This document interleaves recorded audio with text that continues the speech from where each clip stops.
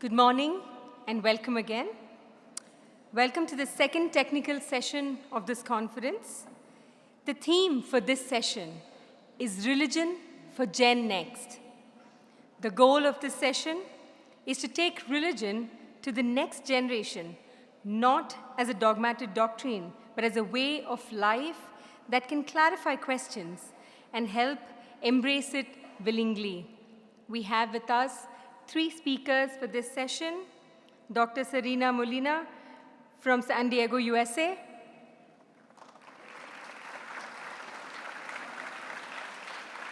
The second is Dr. Benjamin Zeng from Hawaii.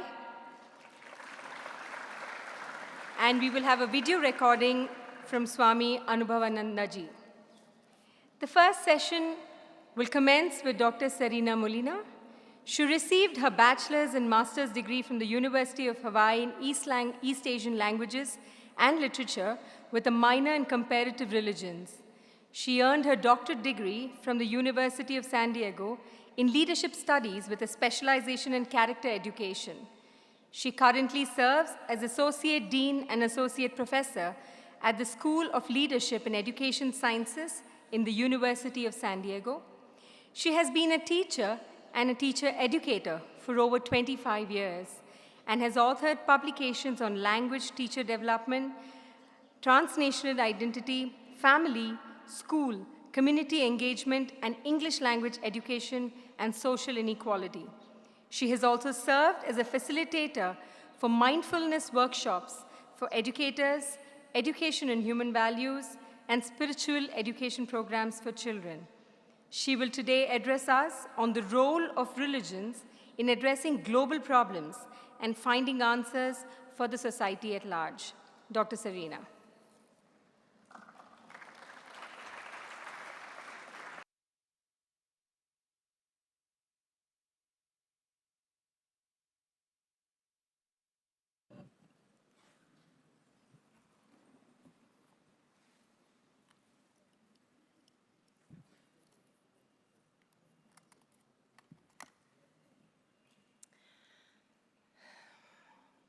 I offer my deep gratitude and salutations to my beloved Bhagwan Sri Sathya Sai Baba, to my inspirational and aspirational guru and exemplar, Sadguru Sri Madhusudan Sai, to our dignitaries, students, faculty, staff, and fellow spiritual aspirants on this path of self and societal transformation.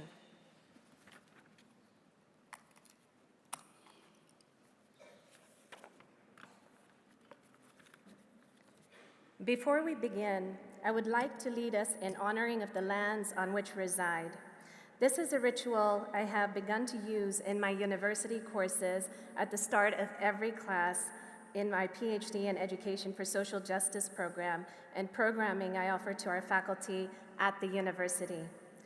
I acknowledge the deep and sacred wisdom of this land of India, my motherland, the land of my ancestry, whose spiritual teachings have nourished and continue to nourish my soul.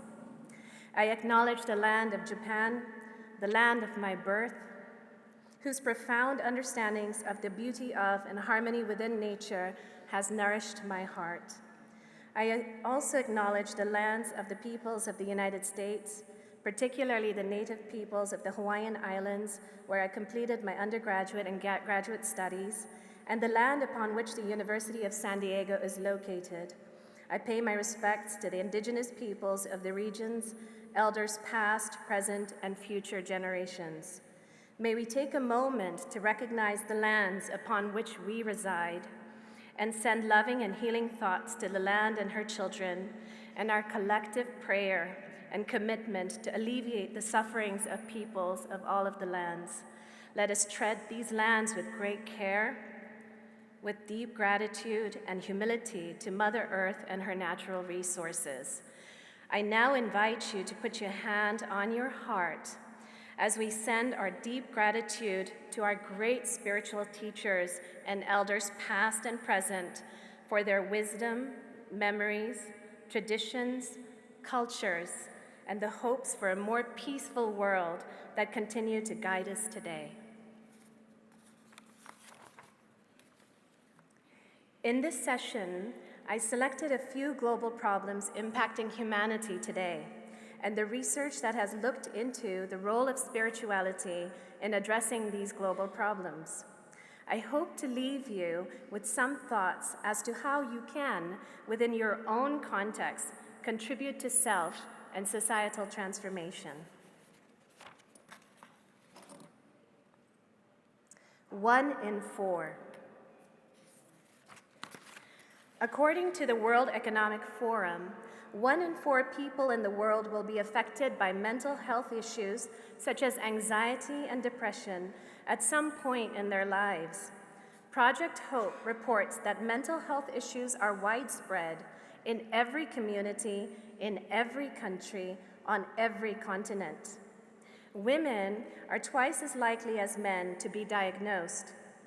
The World Health Organization also reported a 25% increase since the pandemic due to social isolation, worry, grief, sadness, fear, hopelessness, burnout, chronic stress, trouble concentrating and connecting, and thus lives that are rich in many ways yet feel somehow narrow, hollow, and cut off. 1 in 5. According to the World Health Organization, 1 in 5 of the world's young people have a mental health condition. Mental health issues often start in the early stages of life.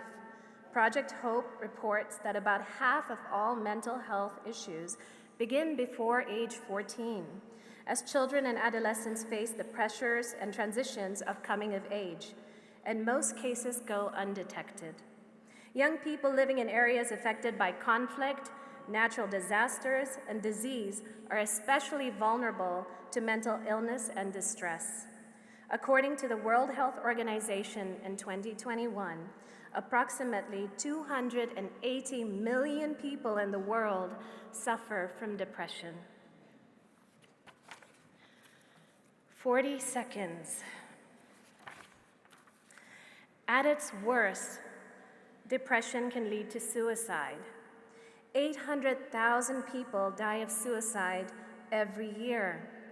1 person dies from suicide every 40 seconds. Suicide is the second leading cause of death in individuals aged 15 to 29 years old. In the United States, the impact of depression on suicide accounts for the second leading cause of death in adolescents, rivaled only by death by auto accident.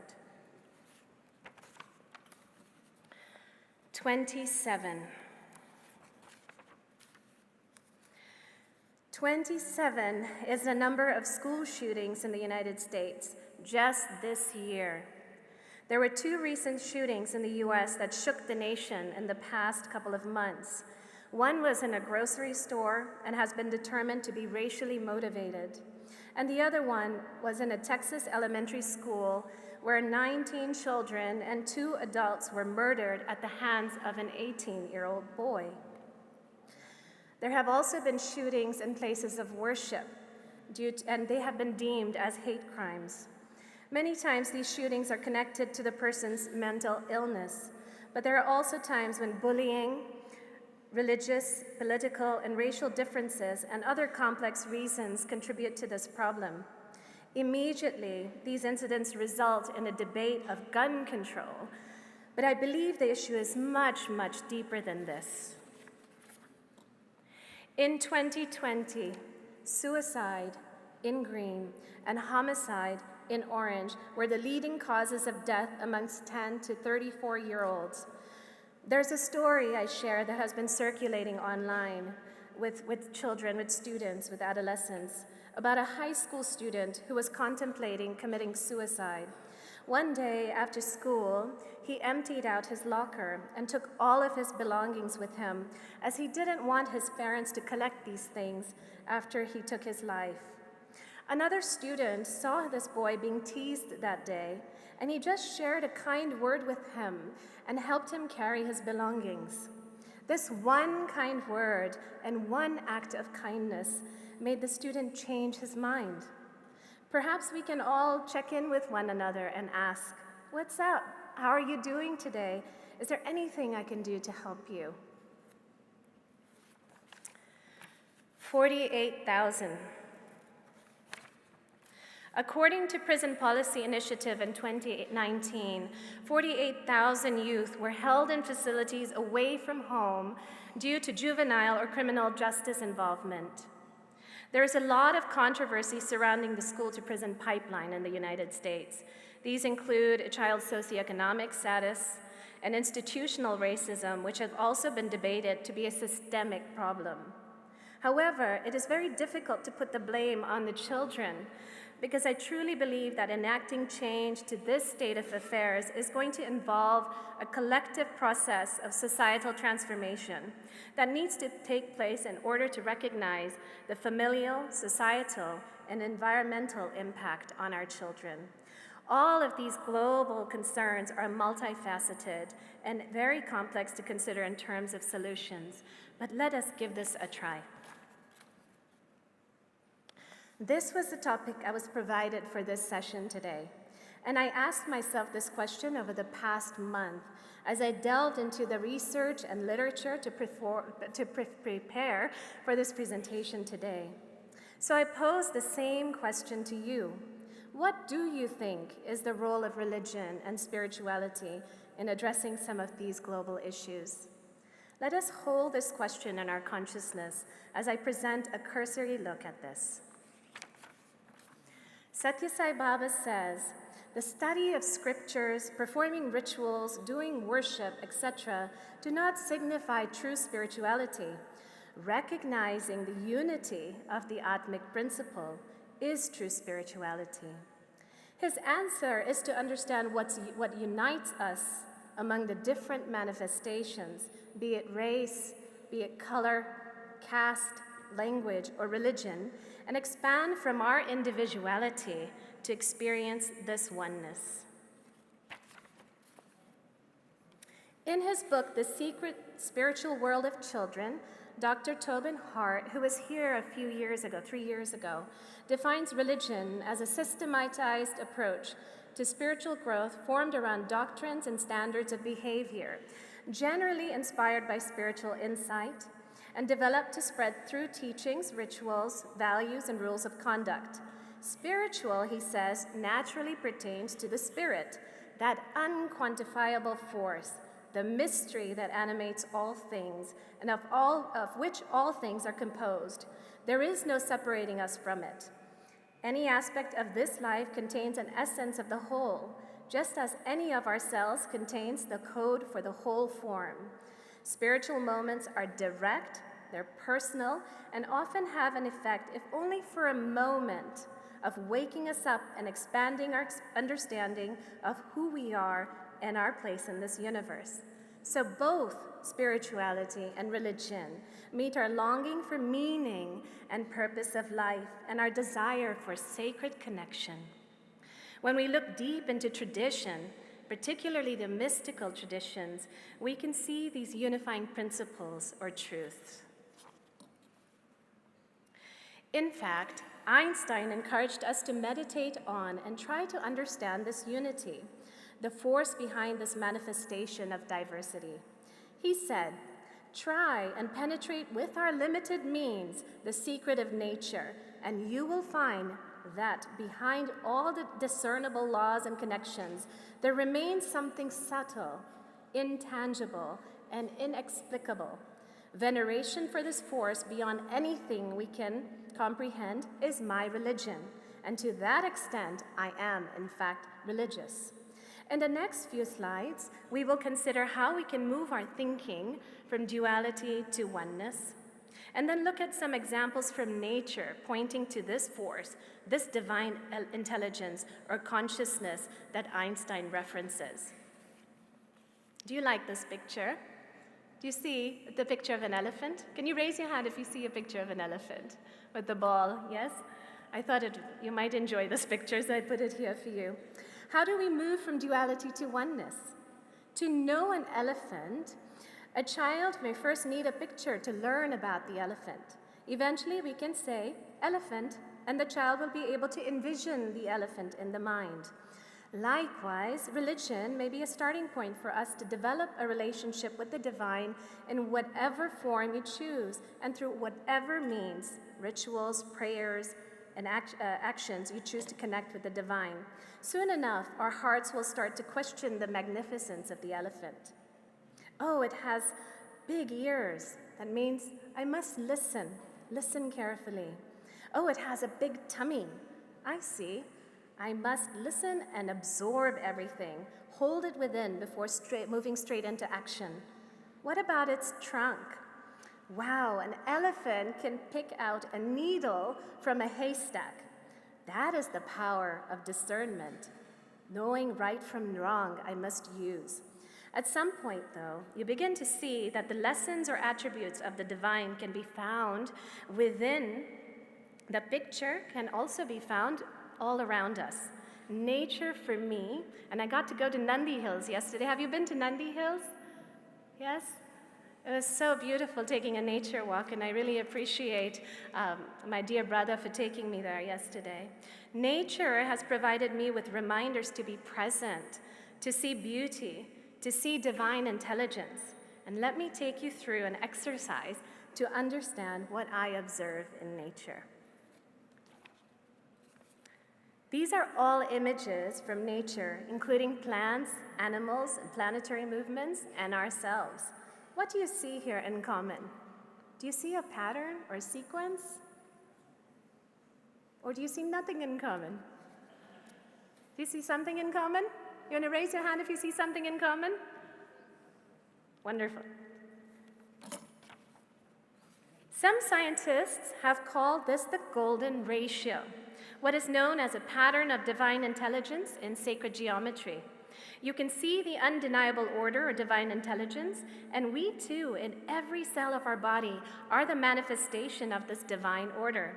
The divine intelligence and microcosm of the universe is within the divine intelligence and microcosm within our 37.2 trillion cells within our body. Stephen Skinner, in his book Sacred Geometry, shows how the beauty in nature, but also in ancient architecture, music, and art all have this underlying pattern. He demonstrates that the beautifully repeating patterns and harmonious shapes is evidence of divine intelligence, and therefore something he considered to be sacred. Now that we have looked at the manifestation of the divine intelligence or sacred consciousness observable within nature, I tried to take this a step further and study what indigenous wisdom traditions have taught us about the unseen. Take a moment to scan the 3 quotes from the spiritual wisdoms of Hawaii, Japan, and India.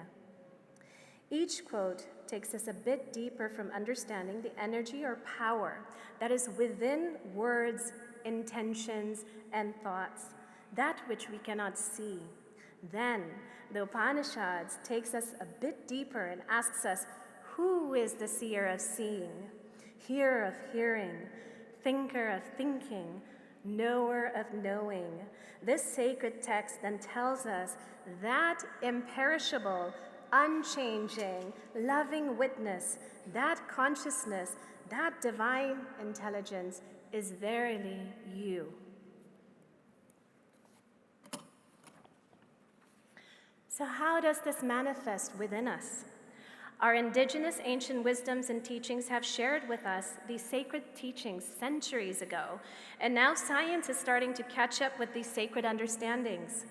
The Heart Math Institute has found that the heart's magnetic field not only permeates every cell within us, but also extends out in all directions. This can be measured several feet away and carries with it information.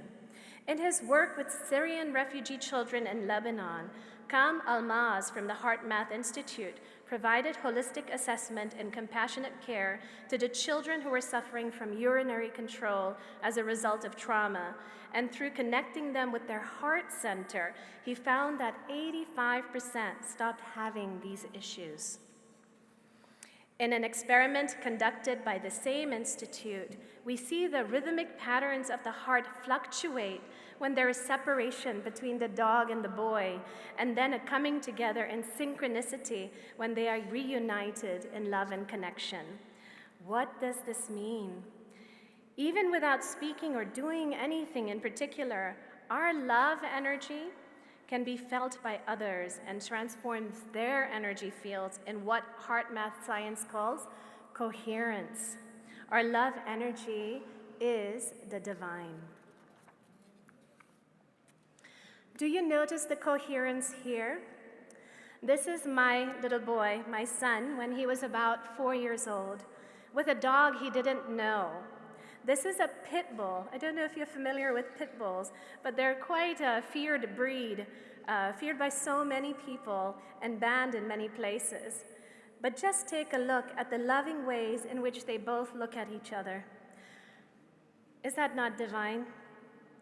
I think that is no doubt divine. When have we, that's a question I'd like to pose to you, when have we connected with others in this way, heart to heart? Let us now go back to our global concern on mental wellness. Dr. Lisa Miller, author of The Spiritual Child and the Awakened Brain, and leading scientist conducting research connecting brain science, spirituality, and psychology of the mind, found that particularly in the first 2 decades of our lives, our inborn natural spirituality is foundational to our mental health and well-being. In the research conducted with her team of scientists, she found that for children with a strong spiritual connection, they tended to fare well with positive emotions and optimism. And for those without a strong connection, particularly in the second decade of their lives, 10 to 20 years of age, they experience high rates of depression, substance use and abuse, anxiety, and risky behaviors.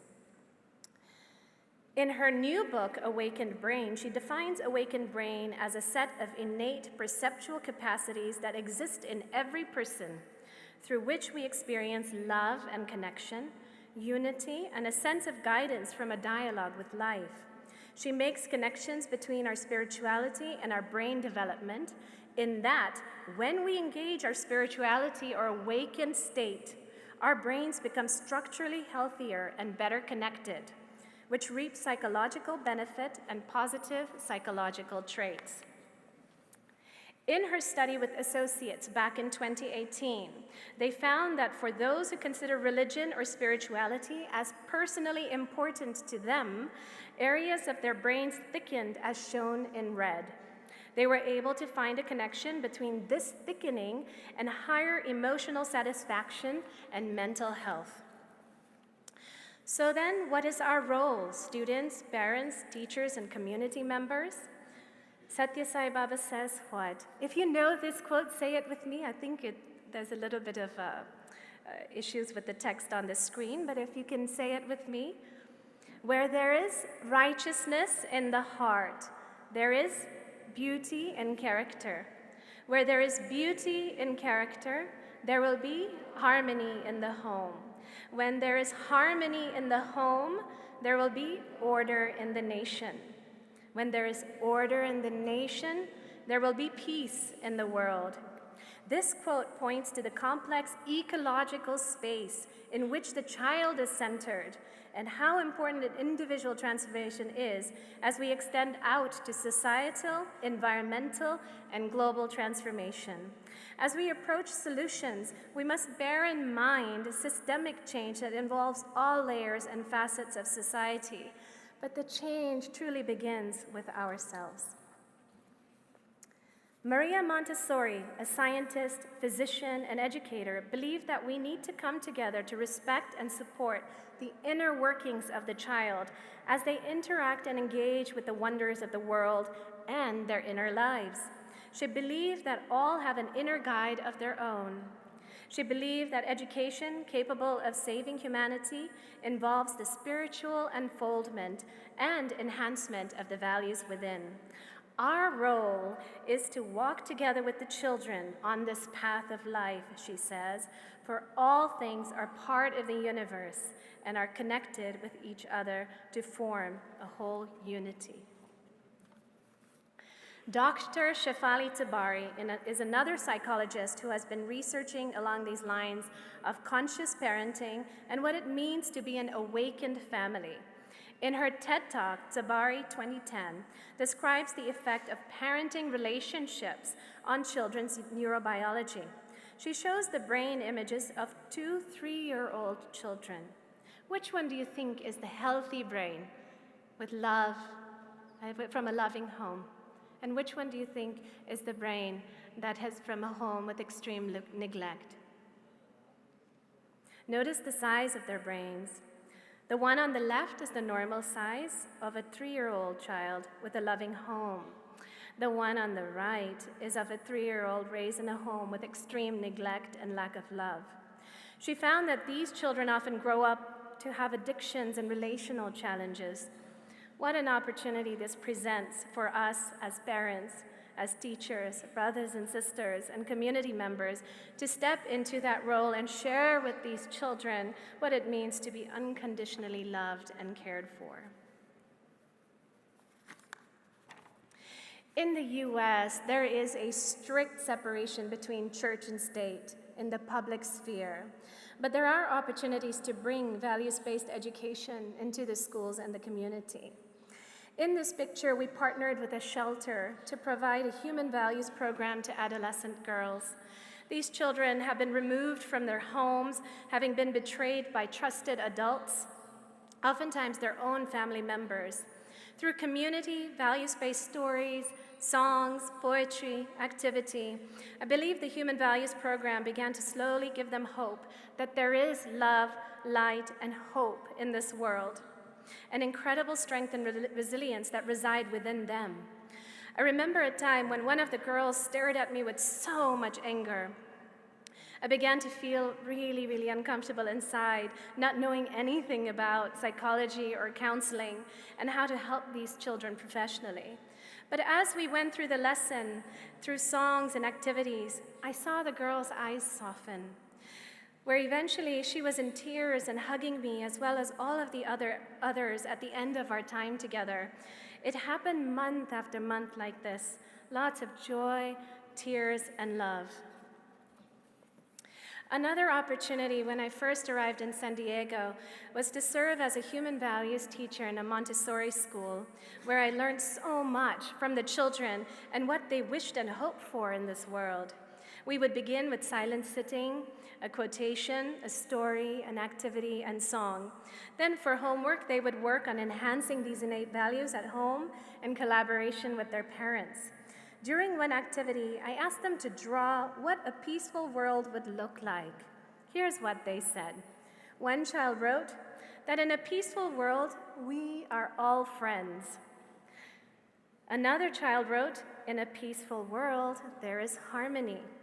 Along with community members, this program expanded into a monthly human values program with children, their parents, and the wider community. Once I told the children a story about a fisherman and his wife. Do you know this story? There are many similar stories to this. One day, a fisherman caught a fish, and the fish asked if the fisherman would then set him free, he would grant him any wish. The fisherman's wife was so excited. She began demanding for so many material things, one after the next, which eventually led to their downfall. After listening to a story about the fisherman and his greedy wife, the children were asked to write about their wishes. Instead of asking for material things, our very wise 4 to 6-year-old children wished that they were not greedy, that they always loved everybody, that no badness will come to earth, and that all people had everything they need. Could we make these wishes come true, brothers and sisters? Because if we look deep within these wishes, you will find the solutions to our global problems. Many spiritual traditions have classes for children. In our weekly spiritual education classes in Oceanside, California, children learned about different religions, unity of faiths, exemplary historical and contemporary figures, and extrapolated the values inherent in all religions and belief systems. We celebrated and participated in many religious spiritual celebrations. Through these classes, they learned to connect with the transcendent through prayer and devotional singing, work on their inner transformation through mindfulness practices. They experience divinity within them through meditation and silent sitting, and began to understand that the love that's within them is in others and permeates the entire universe. But at some point in our lives, we begin to question the workings of the universe, and we ask the perennial questions. What is my purpose? Who am I? What is the underlying force of this world and the universe? Have you asked these questions? Religions in many ways provides answers to these questions. Many are born into religious traditions and continue on in this way. Others gravitate towards religious teachings, deities, ideologies, traditions, and rituals that resonate with them.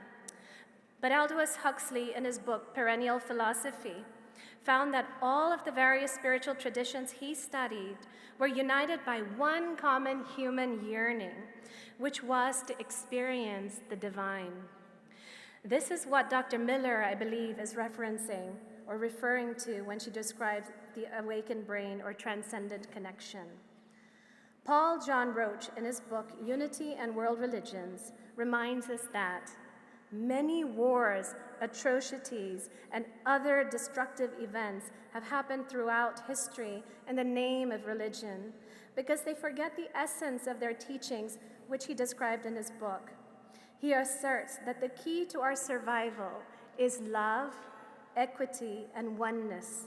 Our fears of the other as different from us, as foreign to us, is the driving force, oftentimes, of hate and violence against the other. When we learn about and spend time with or befriend those who have a different belief system than ours, we are less likely to engage from a place of fear and more likely to have compassion and a sense of coherence with one another.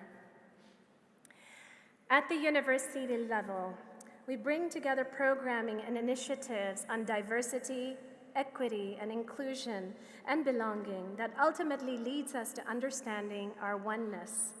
Particularly in the last few years, where our political climate in the US generated a deep sense of separation, we provided programming on understanding the different groups and histories that comprise the United States. My goal was to seek for ways in which we can heal from our past and move forward in unity and understanding. We offer courses on spirituality and leadership, of love and leadership, spirituality and psychology, and a new course is being built around spirituality and advocacy in hopes that we can better serve those in our care as leaders, teachers, and counselors. As I bring this presentation to a close, I wish to leave you with these three questions.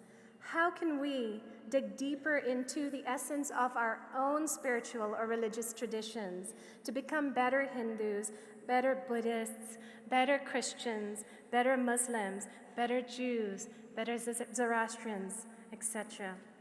How can we strengthen our interpersonal connection with the divine or divine intelligence within us and all around us? Lastly, how can we, as a student, a friend, a son or daughter, a parent, a teacher, a leader, an employee, and a spiritual seeker, alleviate human suffering within our sphere of influence, in our families, with our classmates, with our communities, and with society? In closing, I wanted to share with you all that I'm deeply, deeply humbled by this gift to be in the presence of such sacredness. My hope is that we can tap into this deep spiritual wealth, our rightful inheritance that resides within each one of us for strength, for courage, and love needed to confront the personal and global challenges of our world today. Jai Sai Ram.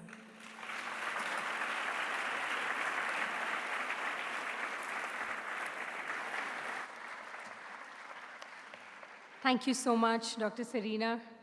I'm sure all of us connected to her simple yet profound presentation. Thank you for sharing the insights about how the reality of oneness has in it the intrinsic power to unite and transform. and all the beautiful examples you gave to sort of justify this particular point. Thank you so much. I particularly enjoyed the role of the sacred geometry and how you connected that the magic of righteousness, beauty, harmony, peace, and love. Thank you so much. Our next speaker is Dr. Benjamin Zenk, Instructor of Management, University of Hawaii, USA. Dr. Benjamin Zenk teaches critical thinking, business ethics, environmental ethics, and introductory business. Dr. Zenk also works with the university's Department of Philosophy, where he covers topics on philosophy, ethics, reasoning, symbolic logic, histories of Indian and Buddhist philosophy, and comparative philosophy. Dr. Zenk utilizes a broad array of cross-cultural and interdisciplinary materials in his business and management courses, stemming from his studies of world philosophy, logic, and ethics, as well as both German and Sanskrit language and literature. His work has led to many months of language and cultural research and study in Germany and India. He will be sharing with us today his thoughts on making religion relevant to the current times and remolding it to the current needs. Dr. Benjamin.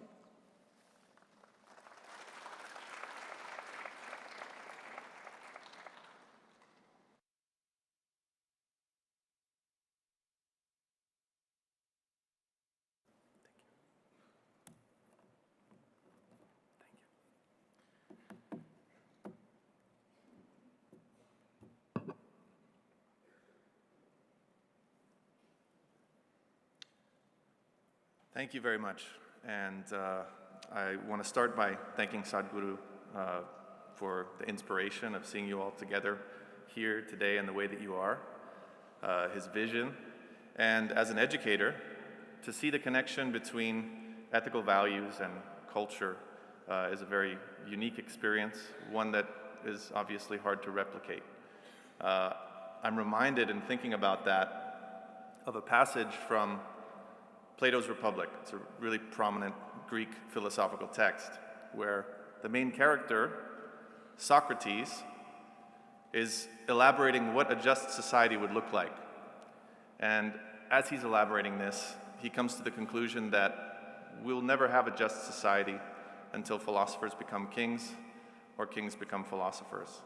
And similarly, I think in the context of education, we can expect that we would want spiritual guides, spiritual leaders to become educators, or on the contrary, educators to become spiritual leaders. And I see that connection here, and I'm very grateful to be here. Grateful as well for all of the volunteers for putting this together. I recognize that everyone making this happen is a volunteer. To the other speakers, to the artists that we've been seeing, to the dignitaries that are here in attendance, make this a really wonderful occasion, so thank you. And to all those in the audience, thank you as well. So my plan today is to share a little bit about the context in which I teach as a way of illustrating, my humble, small contribution to an insight into what we can offer Gen Next in terms of how we interpret religious traditions, how we teach them in the classroom. And I'll restrict it to that rather than speaking more broadly. I want to explain the way in which I incorporate religious and philosophical insights and lessons into a contemporary, particularly a business classroom, which is the classrooms in which I prominently find myself. And in many ways, I suspect that the problems I face in those classrooms will sound familiar to all of you in terms of what we've heard today and in recent days. I want to start with an example. In my business ethics course, I teach my students first about the foundations of philosophical ethics. I teach them in the first place about theories called consequentialism and deontology. I can simplify these ideas very simply. Consequentialism is the idea that what makes an action a good action is that it produces some good outcome. I think this is a very easy to understand position, and some of you may think that sounds about right. After all, if your actions didn't produce some good outcome, why would you undertake them at all? At the same time, you might wonder, on the contrary, well, aren't there some things that we should just do, regardless of what the outcome may be? And in this circumstance, I ask my students to reflect on whether one principle or the other is the more appropriate criterion. Are the consequences of our actions more important than our intentions? Is it somehow a combination of both? And in that context, I usually introduce 3 verses from the Bhagavad Gita, where Krishna is speaking to Arjuna, and he explains that you have no right to the fruits of your action. You would be greedy to expect the universe to sort of bow down to your expectations. You should act according to your duty, right? And this is one way in which I try to introduce non-typical resources to my business classroom. Right? I say non-typical in the sense that this doesn't come from a business textbook. I'm trying to incorporate multiple resources from around the world, multiple resources from global cultures and philosophies into my classroom, and I believe that religion, if taught through its arguments, through its plausible arguments that can pull at the strings of someone thinking through their own doubt, can offer some clarity and perhaps some mind changing to the youth in our classrooms. The takeaway here is generally that I believe that offering students arguments from different religious traditions can serve to build a bridge from their current moral position to another wider outlook. It can serve to light a path from one stage of the moral life to another. And to light the path is not to travel the path, but it offers them a view of how it might make sense to take another direction, to take another kind of journey. The simile I often use to share with my students, why are we starting these deep, difficult conversations when I could just tell you, if you appear virtuous to the public, your company will do well and the public will support your company. But that's clearly not enough when I'm trying to inspire in them a sense of purpose, a sense of value that would lead them to operate a company in an entirely new way. So the simile I share with them is that having these difficult conversations is a lot like planting a tree. And some of you may know that the proverbial wisdom about planting a tree is that the best time to plant a tree was 20 years ago, and the second best time is now. Now, if any of you plant fruit trees, it might be more like 7 years ago, and the second best time is now, but 20 years is a good number for certain varieties. My academic background is that I studied philosophy and the liberal arts. I focused on German, Jain, and Buddhist authors in that context. And so I feel a particular urge to bring these resources to my students. So I find myself teaching, for instance, lessons from the Samyukta, which is an 8th century Jain text on thinking clearly. I find myself teaching my students lessons from Buddhist anecdotes, like the anecdote of the poison arrow, which I'll share with you later, anecdote about the raft, and various lessons from the Buddhist tradition.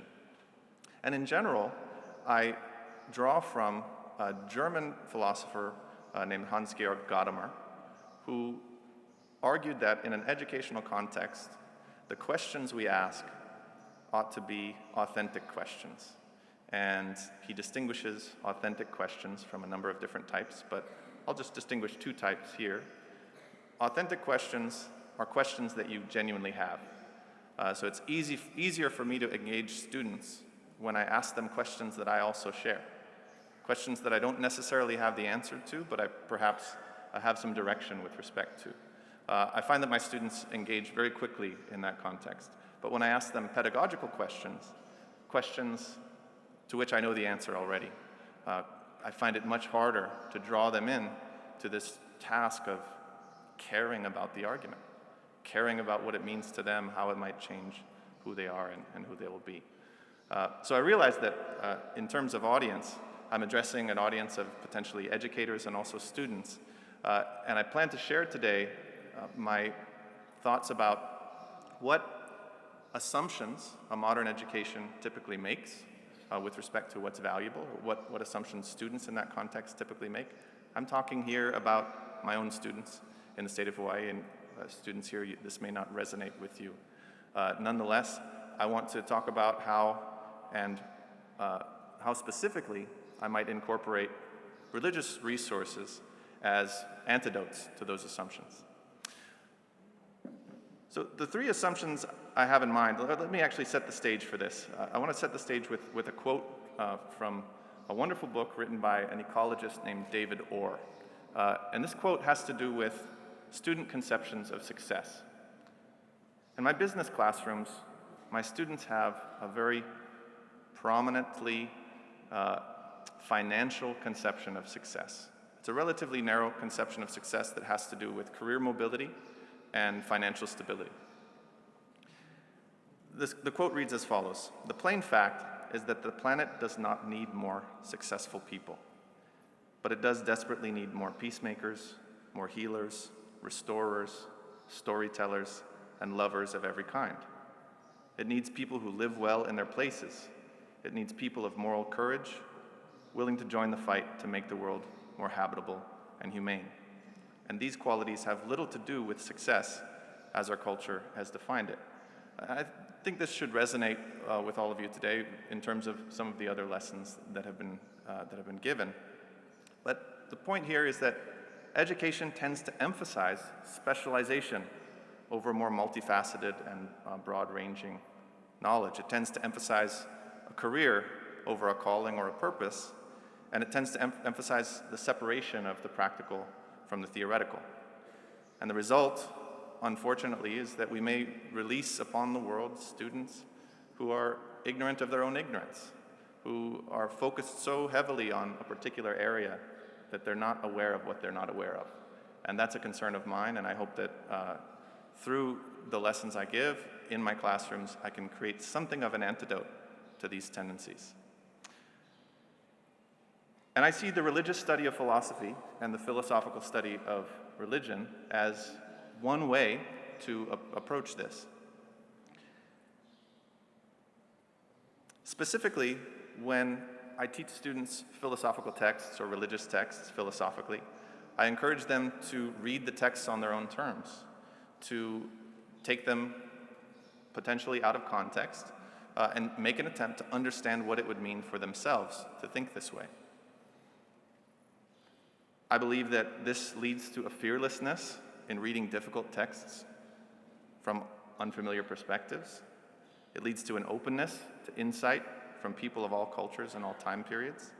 And it leads to a comfort with the uncertainty that comes from challenging your own preconceptions and assumptions. 4 assumptions that I believe are at work in the minds of many of my students, certainly not all, are one, that basic relativism. All views are equally legitimate. All views are equally legitimate in exactly the same way. Everyone is right about whatever view they have. Another assumption is that without consuming more, we will essentially be dissatisfied. Another assumption is that it's right and good to pursue knowledge for knowledge's sake, without any sense of why we're pursuing that particular knowledge. And finally, there's an assumption that whatever knowledge I gain in the university classroom, it's okay for me to be dogmatic with respect to this knowledge. This is science, this is permanent. No one can tell me otherwise. And obviously, you may recognize that some of these assumptions you share, people you know share, some of your students share, and some of them perhaps not. I don't intend for them to be universal here. But let's start with one assumption. Without the consumption of new things, we'll be essentially dissatisfied.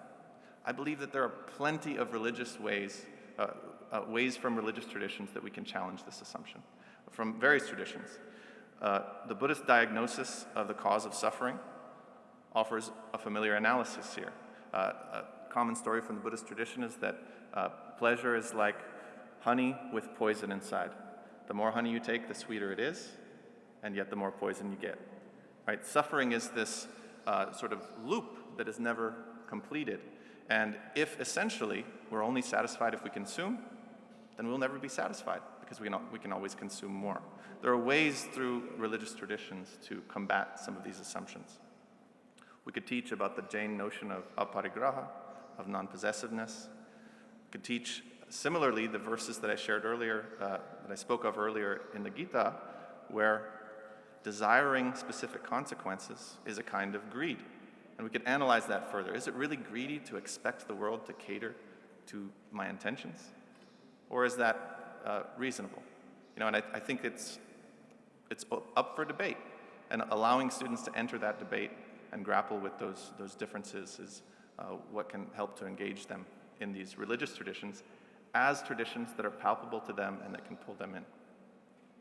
Second, the view that all views are equally legitimate, relativism. This is something that a contemporary classroom, especially in philosophy, needs to combat quite a bit. It's not that relativism isn't a view that could be accepted if argued for in the right way, but I think there are many reasons to think that it's wrong. If all views are equally correct, then so are those views that we find morally reprehensible. In this context, I share an anecdote from the Jain tradition. It's an anecdote that you'll find in many traditions, not just the Jain one, of the 5 blind men and the elephant. I'm sure that many of you have heard this anecdote before. And as the story goes, 5 blind men walk up to an elephant. They don't know what the object is. The first one touches the ear and thinks that it's a fan. The second touches the trunk, thinks it's a snake. The third touches the tail and thinks it's a rope. The fourth touches the leg and thinks it's a pillar. And the fifth touches the body and thinks this is a wall. Now, philosophically, we can ask ourselves, what's the takeaway here? Are all of them wrong? Are all of them right?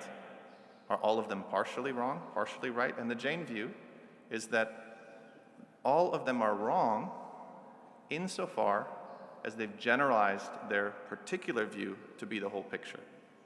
But in terms of their intuition, their perception of the object, all are right.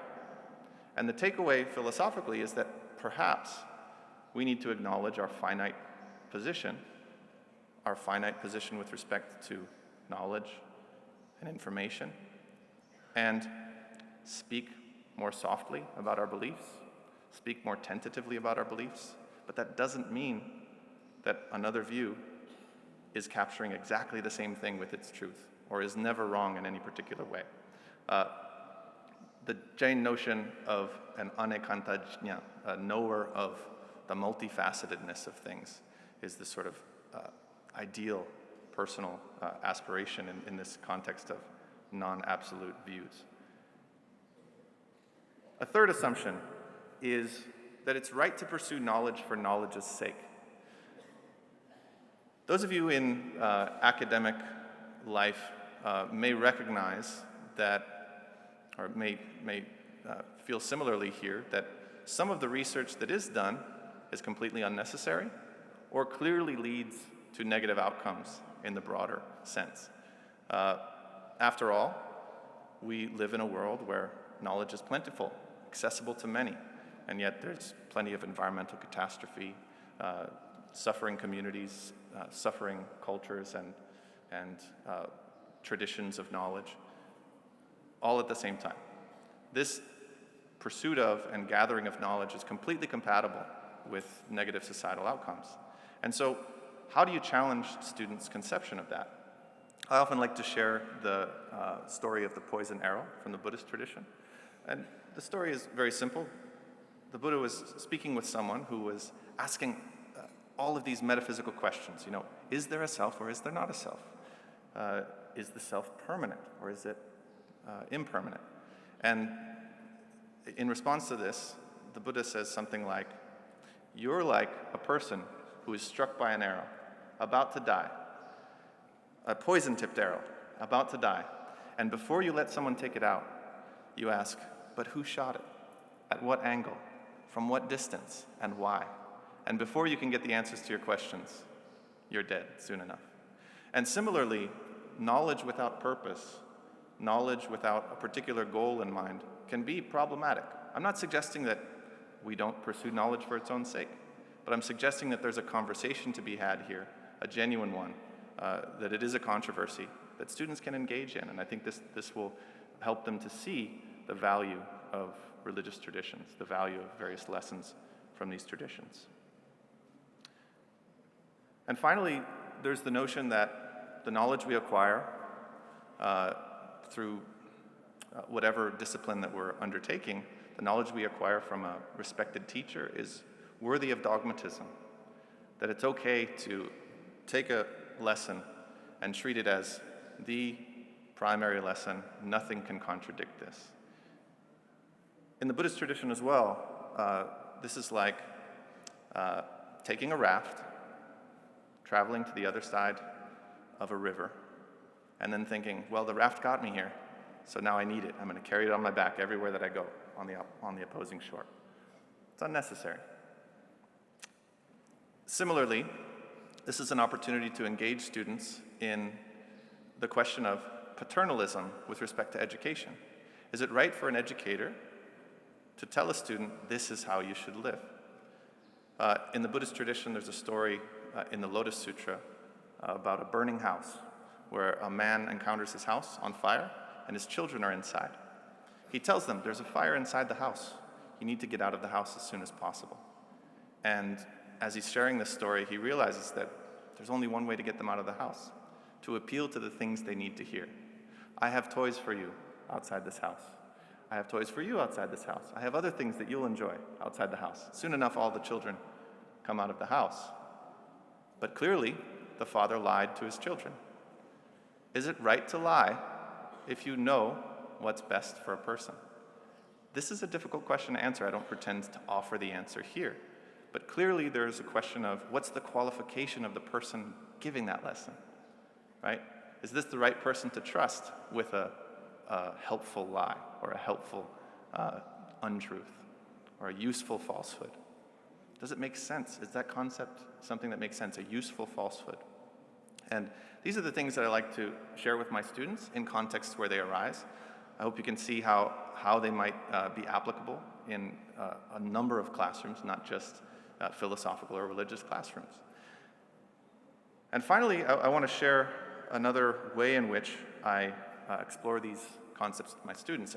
I recognize that the uncertainty I've just created with some of these lessons in my classrooms, where it's not clear, is it right to tell a falsehood if you know that it's better for the person, or is that unnecessarily paternalistic?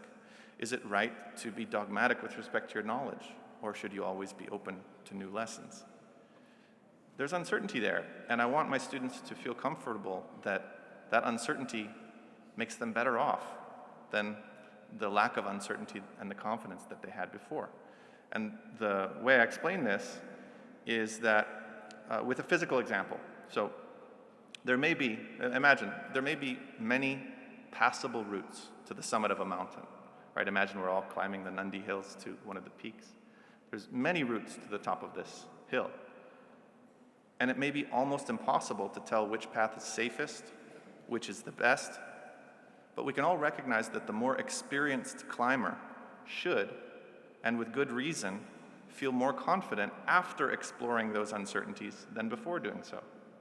In fact, to an experienced climber, her early climbs may look naive and unnecessarily dangerous in retrospect. Novice climbers need guidance, even though there's no perfect path.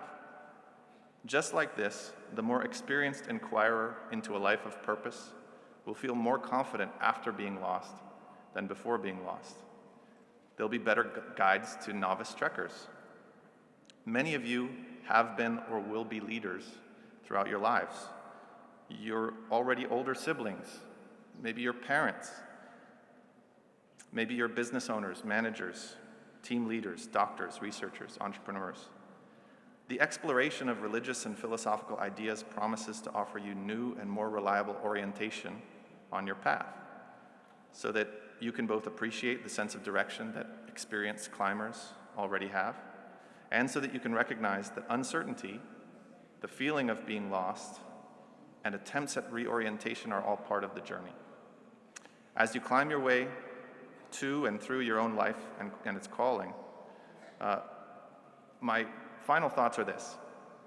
Why we do what we do is connected to our sense of value.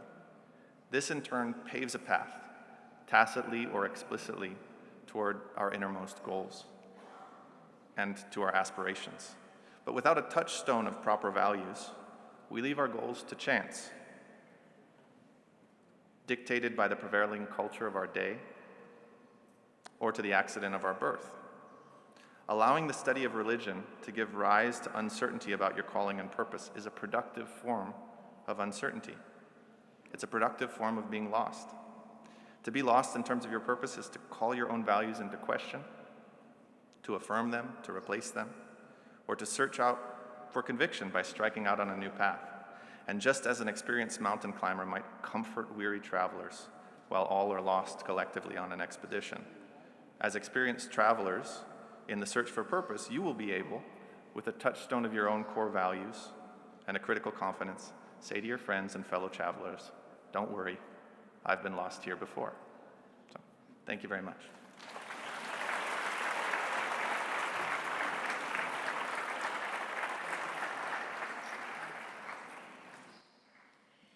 Thank you, Dr. Benjamin. Thank you for the emphasis on one continuing to act with detachment to the results. The analytical and argumentative approach to understanding religion is probably the most effective one to making it relevant to Gen Next. Thank you for explaining these topics in the context of the assumptions made by your students and how, as an ecosystem, we could work towards a global antidote and a new adventure or a purpose-filled path founded in values of most global religions. Thank you so much.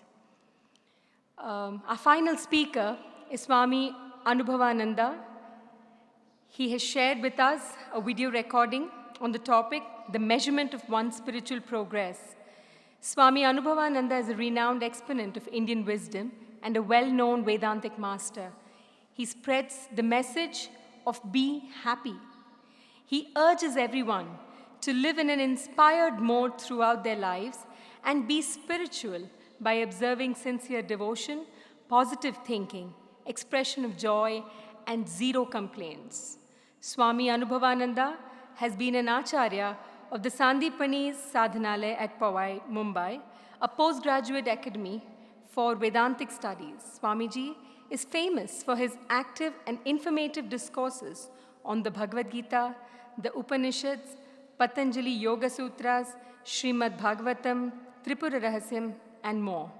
He has conducted various camps for adults and children titled Mauj Mein Raho. We now have a video recording by Swamiji. Thank you.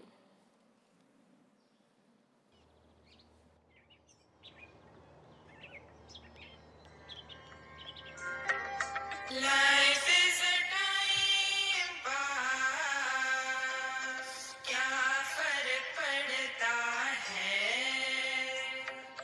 कोई दिक्कत नहीं, पता नहीं, जो थारी राय सो भारी राय, nothing to do, nowhere to go, देखो सुनो मत बोलो, wherever, whenever, whatever you are, be 100% Karnataka, किसी को आओ मत कहो, किसी को जाओ मत कहो, ना कुछ पाना ना कुछ खोना, who asked you live at zero complaint level, मौज में रहो, be happy.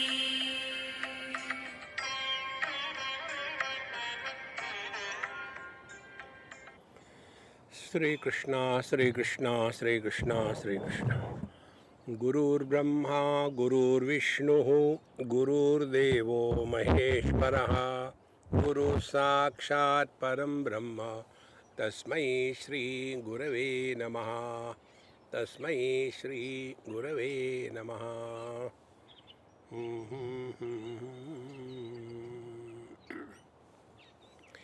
The measure of one's own spiritual progress. Now here, one's means whose. Anyone's or our own. See, I was very happy that they have given me this topic. They have not given me the topic on religion. Because my understanding about religion, philosophy and spirituality is little different. religion is that where there is no God element. Philosophy is that where there is no wisdom, where God and wisdom coexist. That is spirituality. And therefore, if we have to measure the spiritual progress, is it our own or somebody else's? This is what we normally get into. We start measuring the spiritual progress of others, and this is where we go wrong. See, I have taken food. Now, whether I have attained satisfaction of eating or not, others cannot know. It is my personal experience. See, similarly, the whether we are spiritually progressing or not, it cannot be asked to anybody. Like many people come and ask us, Swamiji, please tell me how long I have grown spiritually. So what can I do? I said, okay, stand properly. So they stand properly. Then, okay, you have come spiritually up to knee. You have to grow still further. This is not the way. I cannot go and ask others, hey, I have finished my food. Can you please tell me whether my hunger is gone or not? No, you cannot. And therefore, we have to be distinctly clear about these facts. Spiritual progress, only our has to be assessed, not of others. Therefore, the measure of one's own, that own word should have been there, one's own spiritual progress. How do we measure? Now, first of all, how an average man who has not at all thought of anything except living in this relative world with tooth and nail, fighting and trying to prove oneself. For that person, there is nothing that we can talk. Because what is his approach to life? His approach to life is, all the problems of my life are because of others. See?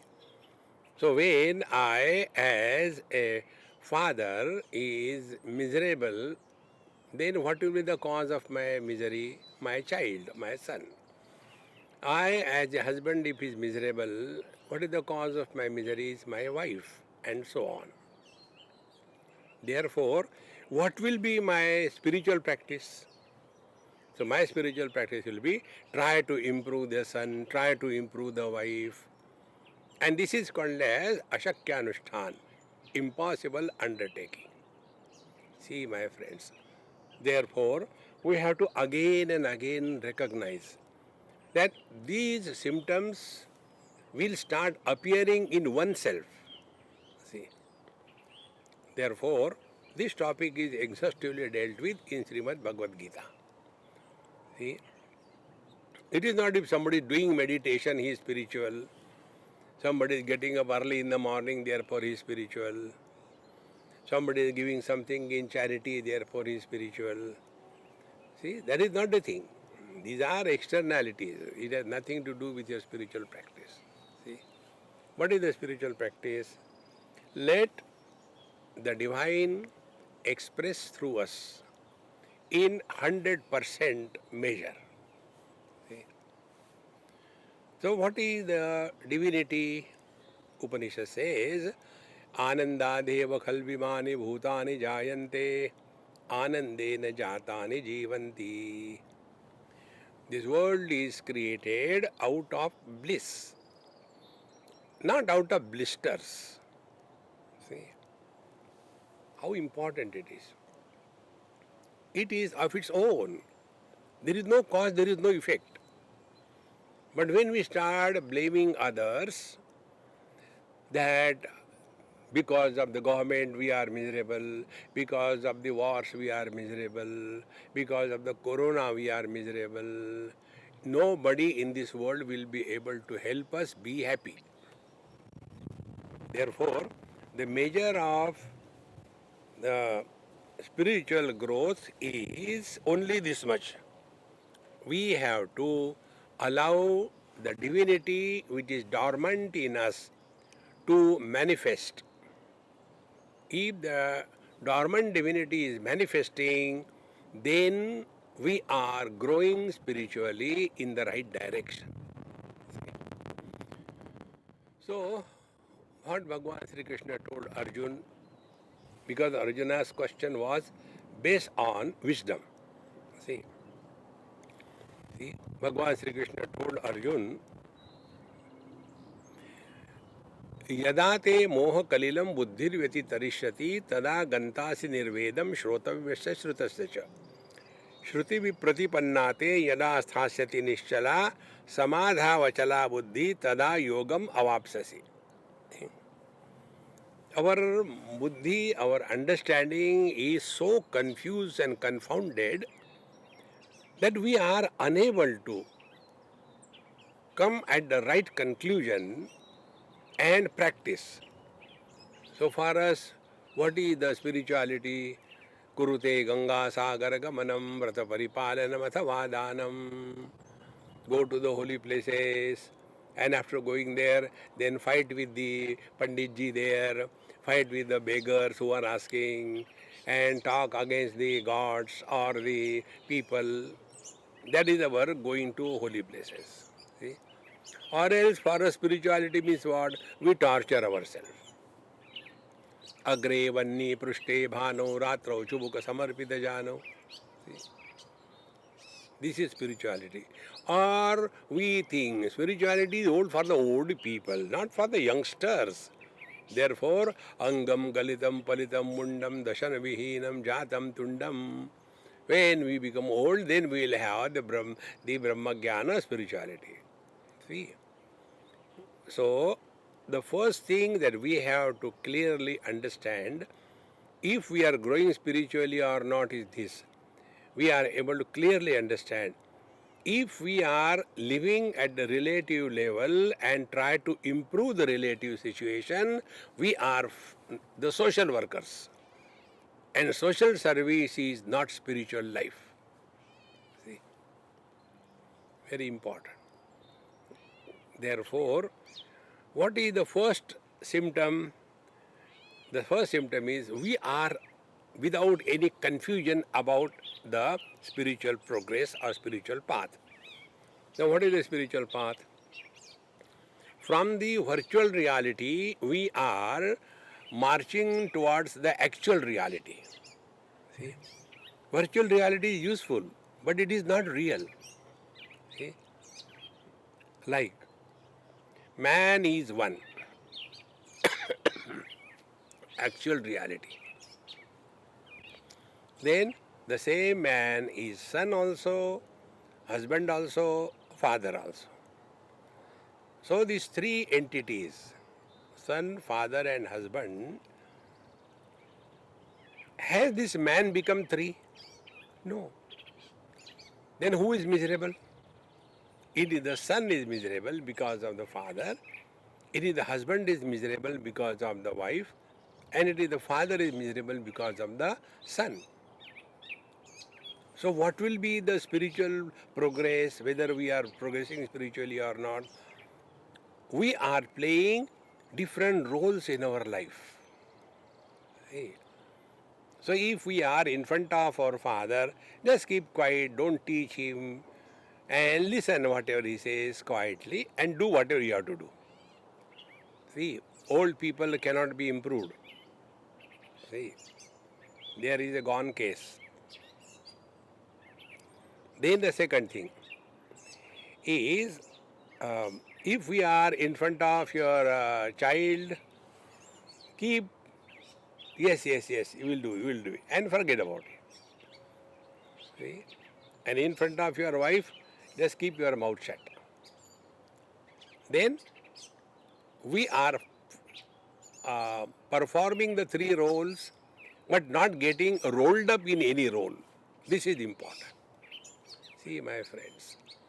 Therefore, it is extremely necessary for us to understand life is a time pass. Don't become too serious about anything or anybody in life. See, if we are working at the body level, whatever we have to do, take bath and keep the things clean, and relations are there, live with the relations cheerfully, happily, do not get too much entangled in anybody. Yes, possessions are required, but that is not the ultimate end. And in this manner, live in the world, but Padma Patramivambasa, like the lotus leaf in the waters. That is all. If this is happening in our life, then we are progressing spiritually. See, the real spiritual seeker is born when he starts working on his own mind. See, till such time, we are engaged in body identification, number one. Second, fulfillment of the desires. And third, the greed for the possessions. So these are the three lower chakras. The Mooladhar, Swadhisthana and the Manipur. Till such time we are in these three chakras, we have not taken any step on the spiritual path. So, like from the symptoms we come to the disease. So what are the symptoms of our spiritual progress? What is the measurement? So we are minimum involved at the body level. Our life is not only fulfillment of desires, and greed is no more our character. If this is happening naturally, then we are growing spiritually. Like as a child, we are so much attracted and attached to the small toys and games. But if we are grown up, then we are not attached to those, nor do we have any hatred for the games or the children's toys, because we are grown out of that. Therefore, the first spiritual practice measurement is, are we living to fulfill the desires, or are we growing out of the desires? And if this is happening in our own life, then we will be at peace in every place, every time, in every situation, with everybody. See? Bhagavan says, Yasmanno dvijate lokaha, lokanno dvijate chayaha, harsha marsha bhayodvegaihi. See? Muktaha yas sachame priyaha. So, he who is not taking the world as a problem, nor he is a problem for the world. See? And therefore, he is not leading an excited life, but he is leading a cool life. Now, these are the symptoms given in Bhagavad Gita. Now, we have to find out in ourselves. See? So, what if we have to write our autobiography, what we will write? We will write only what I have done, what I have achieved, nothing else. Therefore, the symptoms of our spiritual growth is this. Dukkheshu anudvignamanaha. Miseries come in our life. We go through the miseries, but we do not become miserable. See? Once in a school I was talking and telling the students, hey, if you want to be first in the merit list, what you have to do? So students started telling, oh, we have to study hard, we should know all the answers correctly, blah, blah, blah. I said, all what you say is right, but it is incomplete. How come? Because all what you said, your teachers understand, your teacher taught you. So they know the right answer, they are the one who are going to examine. So they should be the first. But can a teacher be first in the school merit list? No. Why? Because he has not appeared in the examination. So what is the first requirement? If you want to be first in the merit list, first of all, you have to appear in the examination in the same manner. If we are growing spiritually, the first thing is don't run away from the challenges of life. Are we having this positive approach in our life? Are we discarding the world? World is too bad. I want to go to Himalayas and create a world there. No. Therefore, the Mahamantra that I played in the beginning, wherever you are, whenever you are, whatever you are, be 100%. See? When this is consciously practiced by us, then we are growing spiritually. And this we don't have to see in others, see in yourself. So, the most simplest way is Karnataka. See, Karnataka means what? Not Karnataka. Karnataka means what? When we are performing any role, we do that role perfectly well. But after the role is over, we immediately remove the costumes and we are normal. We are not running away from the challenges of life. See? Because our attention is not on the world, our attention is on the quality of our mind.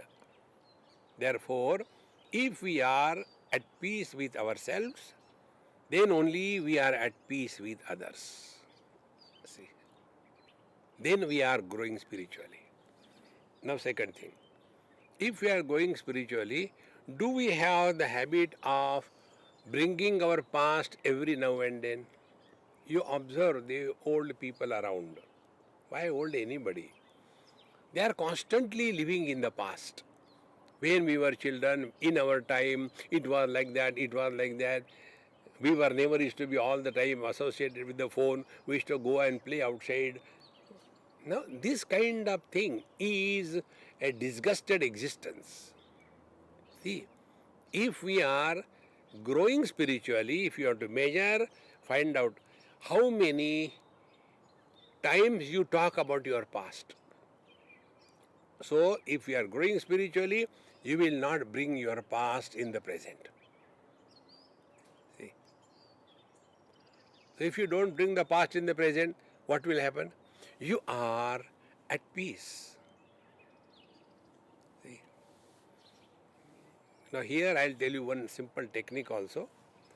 Whether we can follow this technique effortlessly, if we do it, we are growing pretty well spiritually. If we are not able to follow this technique perfectly, we are going the wrong way.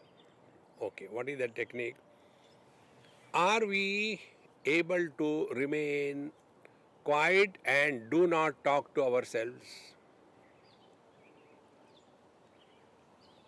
So when I am all alone, I do not talk to myself.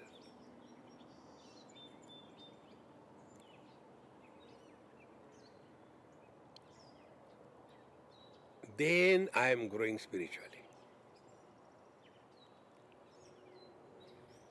And second thing, when I talk to others on any topic, before that, I ask a question to myself. Is it necessary to talk? And then I get an answer from within. No need. There is nothing to talk. No need to talk. Therefore, if I am growing spiritually, I will not bring my past in the present. Before I talk to others, I will ask myself a question, is it necessary to talk? Third thing, I am at peace with myself and therefore I do not talk to myself. Because mind expresses as speech. And if we stop talking to others and to ourselves, we have migrated from somebody to nobody.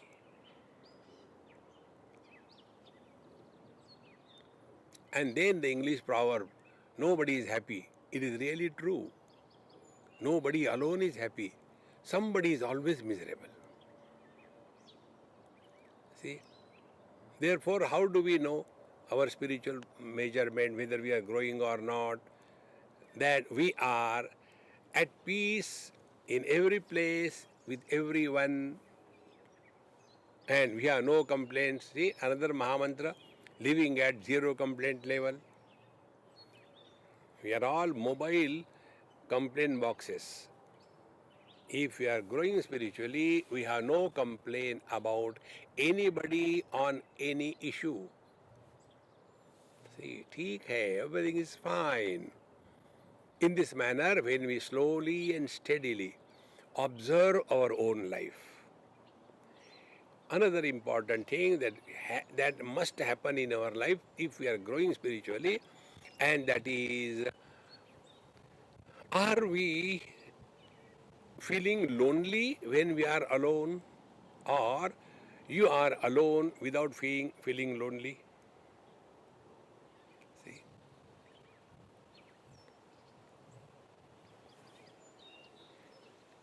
And in this manner, when we are slowly able to observe the quality of our life, then one important thing happens, that we are able to go in deep inquiry. See, an inquiry will be based on, this is one thing which I exclusively practice. Who is saying this statement? The statement is, I had good sleep, but in between I had bad dreams. Who makes this statement? On this, I keep on contemplating. See, the waker cannot make this statement. He was not in the deep sleep. The waker cannot make this statement. He was not in the dream. Who makes this statement? The deep sleeper cannot make this statement. He was not in the waking and dream. Then there has to be someone who is in the waking without becoming a waker, in the dream without becoming a dreamer, and in the deep sleep without going to sleep. See? What is our spiritual practice, growth, measurement, etc.? We are going through the experience, but we do not become an experiencer.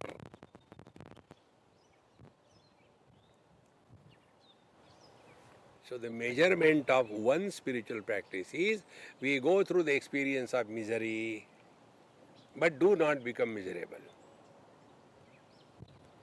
We go through the experience of joy, but we do not become hysteric. We go through the experience of meditation, but we do not become meditator.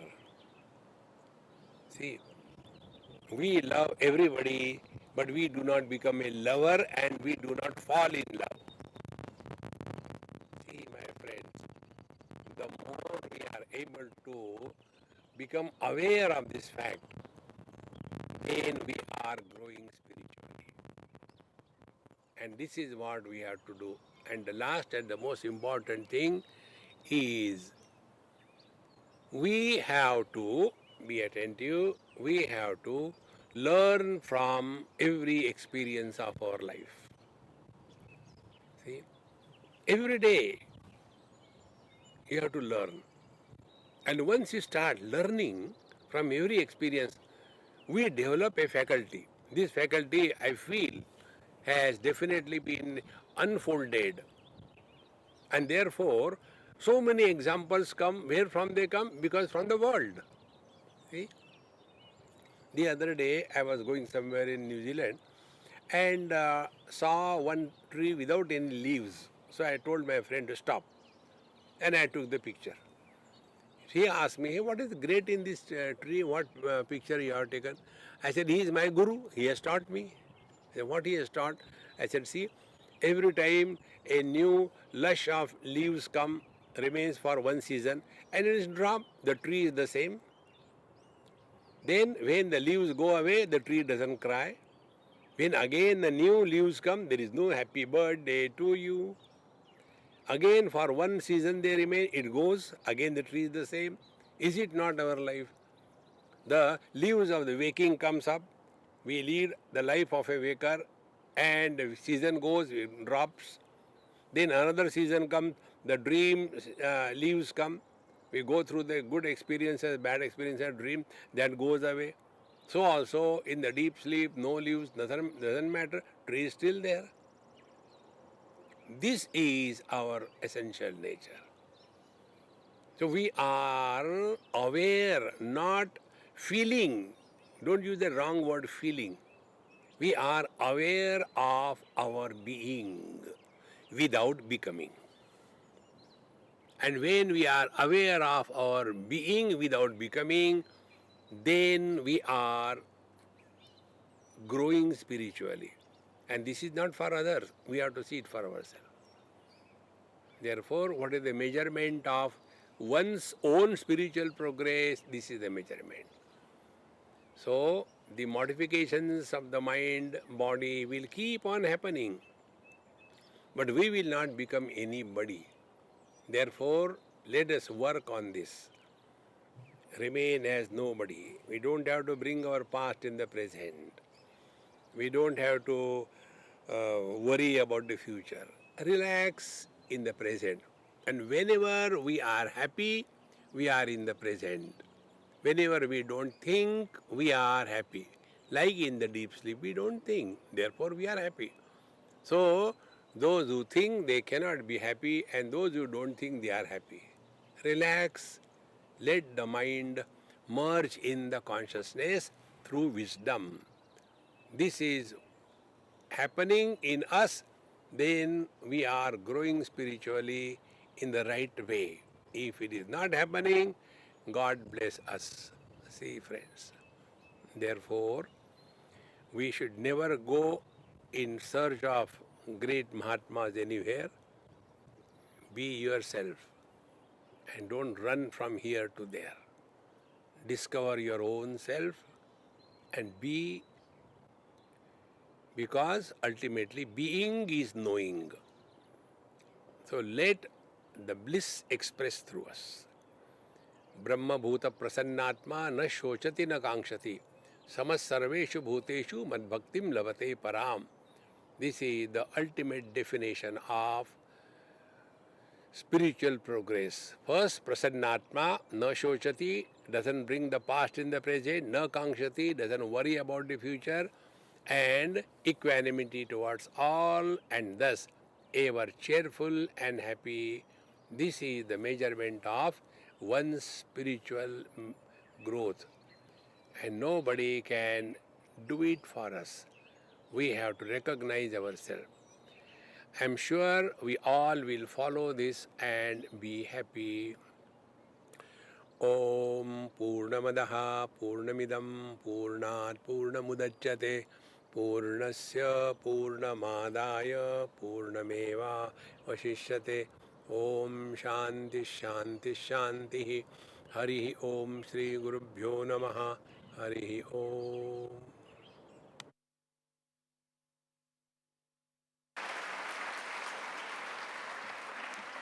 Thank you so much, Swamiji. What a beautiful message. Mauj mein raho, be happy. I'm sure it can't get simpler than this.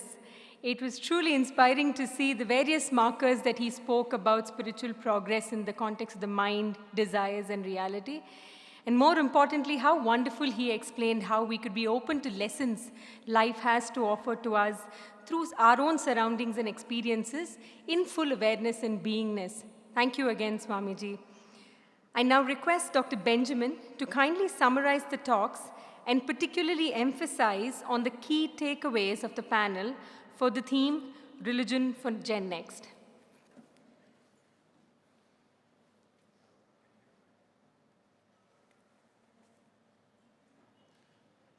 I think it's on now. Thank you.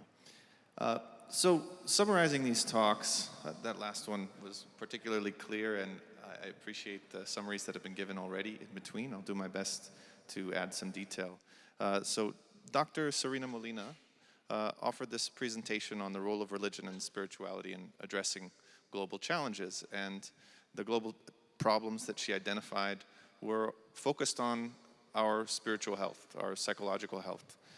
Talked about the prominence of psychological issues in adults, in children, including anxiety, depression, suicide, school shootings in the United States, incarcerated youth in the United States as well.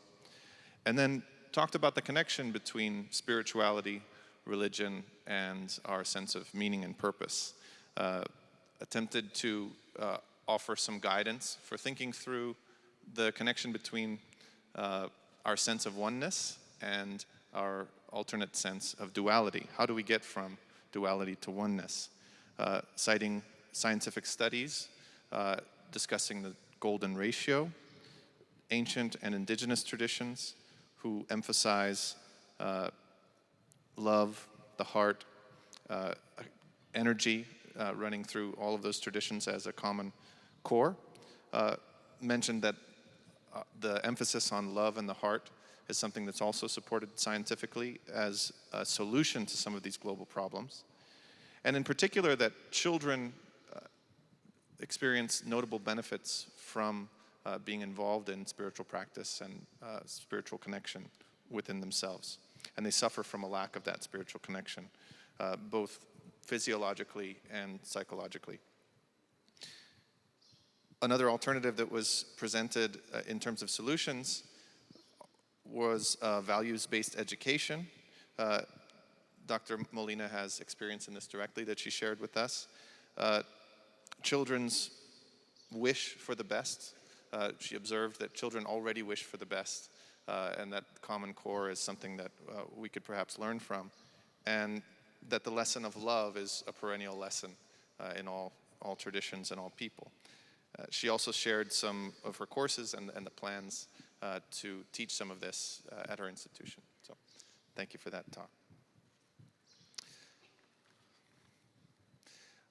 Summarizing my own talk, my goal was to offer some insights with respect to Gen Next and how we might reshape and remold the teaching of religions to accommodate the needs and interests of the next generation. From my personal experience as an educator, I've found that allowing students to engage these traditions as arguments is the most effective way to get them to take these traditions seriously as a starting point. Beyond that, I think it sort of exceeds my particular role as an educator, and I shared some of the assumptions that I think many of our students tend to make in a modern educational context, and shared some religious anecdotes from various religious traditions and philosophical traditions that might allow us to engage in those arguments and engage in those controversies. And concluded with the lesson that being lost productively is a beneficial form of being lost. And Swami Anubhavananda's talk focused on the measure of one's spiritual progress, and he fortunately was repetitive in many of his lessons, so it's it's easy to remember what he said. I hope that you all felt the same about that talk. One of his main emphases was that the measure of spiritual progress is not explicit, it's not superficial, it's not a matter of looking at the symptoms of who you are, it's a matter of focusing on whether or not individually you have equanimity in every experience. Equanimity in joy, equanimity in sorrow. Blissfulness emerges through equanimity in all of those circumstances. There were some memorable quotes there. One that stands out is that somebody is always miserable and nobody is happy. That one I thought was a wonderful summary of his talk. And whether you're performing roles or arguing about religion or engaging in social service, the message underlying all of this is that we should not get wrapped up in those things as a measure of our spiritual progress, but instead focus on whether or not we have equanimity in the various experiences that we go through in our daily life.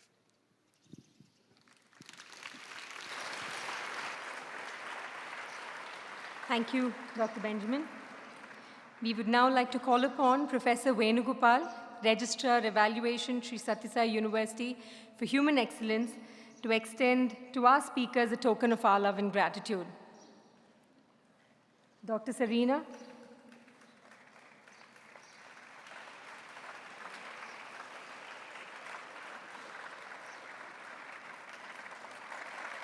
Thank you, ma'am.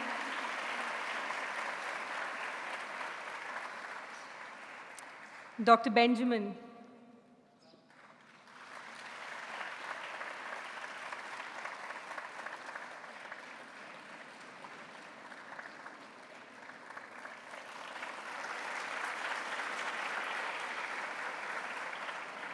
Again, our heartfelt gratitude to Swamiji, and we now request all the panelists to stand up for a group photograph.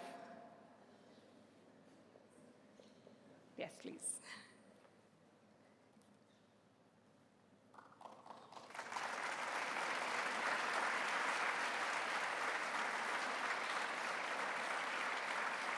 Thank you so much.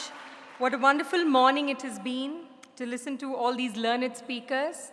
We have another interesting session this afternoon, and I request everybody to reconvene at 2:45 for the third session on the theme Religion and Spirituality. See you at 2:45. Thank you so much.